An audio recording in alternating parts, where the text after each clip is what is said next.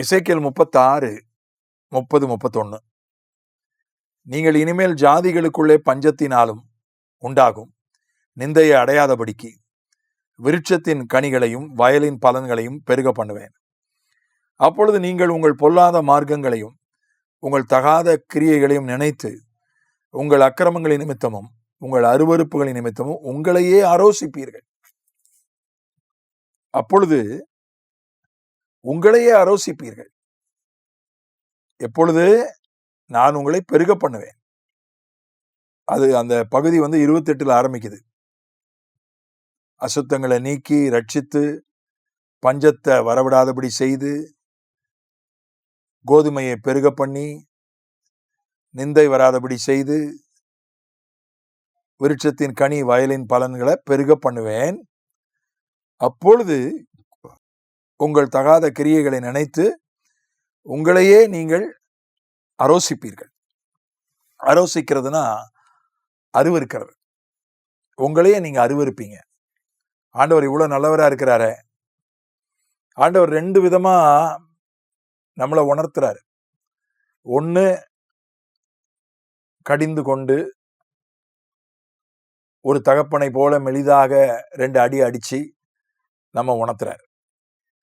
இன்னொன்னு, ரொம்ப நம்மை நன்மைகளை செய்து நமக்கே வெக்கமா போயிடும். நம்ம இப்படி ஒழுங்கலாம இருக்கிறோம், நமக்கு இவ்வளோ நன்மை செய்யறாரே அப்படின்னு நமக்கே வெக்கமாயிரும். நம்மளே உணர்ந்துருவோம். அப்படியும் செய்யறாரு. போன தியானத்துல சொன்னேன், பேரை காப்பாத்துறதுக்காக அவரு என்ன வேணா செய்வாரு, ஒழுங்கு நடவடிக்கை எடுப்பாருன்னு சொன்னேன். ஆனா இன்னொரு பக்கமும் இருக்கு. ஐயோ, நான் இப்படி தப்பு பண்ணிட்டேனே, ஆண்டவர் இவ்வளவு நல்லவரா இருக்கிறாரே, இந்த நல்ல ஆண்டவருக்கு விரோதமா இப்படிலாம் செஞ்சுட்டேனேன்னு என்ன நானே அருவருக்கிற அளவுக்கு ஆண்டவர் செஞ்சிருவார். என்ன செய்தாரே ஒருத்தர், அவர் நானும் நன்மையே செய்து விடார். திருக்குறள் சொன்ன மாதிரி ஆண்டவர் செஞ்சிருவார். ஆகினால வேதத்துல இன்னொரு மனிதனை குறித்த வாசிக்கிறோம். யோபு 42:6 வாசிக்கிறோம். யோபுவினுடைய 3 நண்பர்களும் சொன்னாங்க, யோபு உன் வாழ்க்கையில ஏதோ ஒரு பாவம் இருக்கு, உன் வாழ்க்கையில ஏதோ ஒரு பாவம் இருக்கு யோபு, அதனாலதான் உனக்கு இவ்வளவு பெரிய கஷ்டம், இவ்வளவு இழப்புகள், இவ்வளவு வேதனை. அவன் சொன்னான், இல்ல இல்ல, என்கிட்ட எந்த பாவமும் இல்லை, தன்னைத்தானே நியாயப்படுத்தினான்.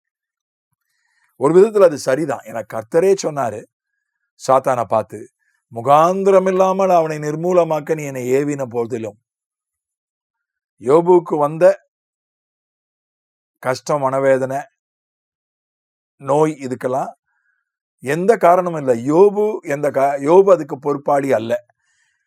யோபுவினுடைய எந்த ஒரு செயல்களும் காரணம் அல்ல. அது கர்த்தரே திட்டமா சொல்லிட்டார். ஒரு விதத்துல யோபு சொன்னது கரெக்ட் தான். ஆனா கர்த்தர் அவனுக்கு தரிசனம் ஆறாரு. யோபு 42:5-6, என் காதினால் உம்மை குறித்து கேள்விப்பட்டேன், இப்பொழுதோ என் கண் உம்மை காண்கிறது, ஆகையால் நான் என்னை அருவருத்து தூளிலும் சாம்பலிலும் இருந்து மனசாபப்படுகிறேன் என்றான்.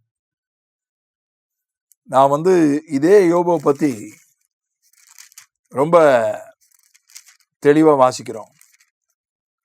32:1, யோபு தன் பார்வைக்கு நீதிமானாய் இருந்தபடினால் அவனுக்கு அந்த 3 பேரும் பிரதியுத்தரம் சொல்லி ஓய்ந்தார்கள். ஓய்ஞ்சு போயிட்டாங்க.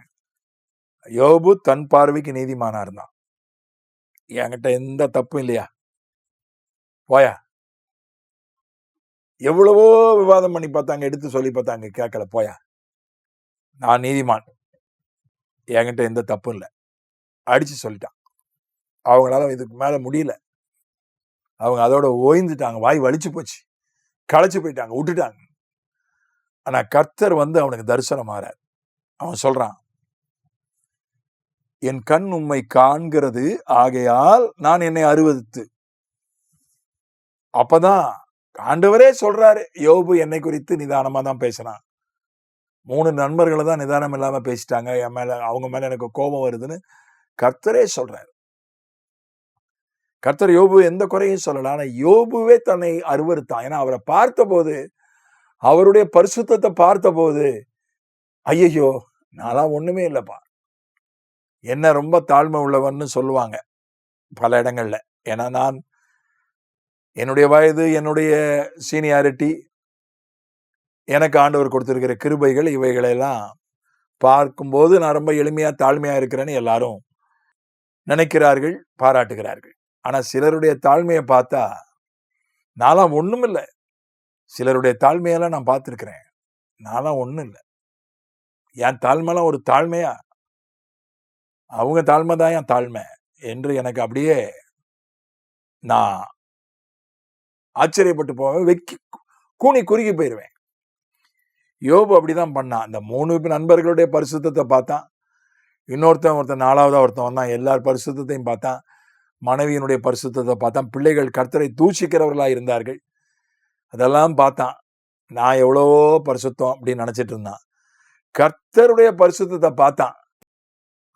ஆண்டவர் வலிய வந்து அவனுக்கு தரிசனமாகி அவனுக்கு ஒரு பெரிய கிளாஸ் எடுக்கிறார். தன்னுடைய வல்லமை எப்படிப்பட்டதுன்னு இயற்கையிலிருந்து பல உதாரணங்களை சொல்லி அவனுக்கு தன்னுடைய வல்லமையை விவரித்து சொல்கிறார். அப்ப அவன் சொல்றான், ஆண்டவரே, என் கண் உம்மை காண்கிறது, இப்பொழுது நான் என்னையே அருவருக்கிறேன் என்று சொல்றேன். நான்லாம் ஒரு பெரிய நல்லவனா கிடையாது. நான்லாம் நீதிமானா கிடையாது. அவர் தான் நல்லவர். அவர் தான் ஏன் நீதி உள்ளவர் தேவன் என்று சொல்கிறான். அதனால கர்த்தர் முன்னால வரணும். தேவ சமூகத்துக்கு வந்தாதான்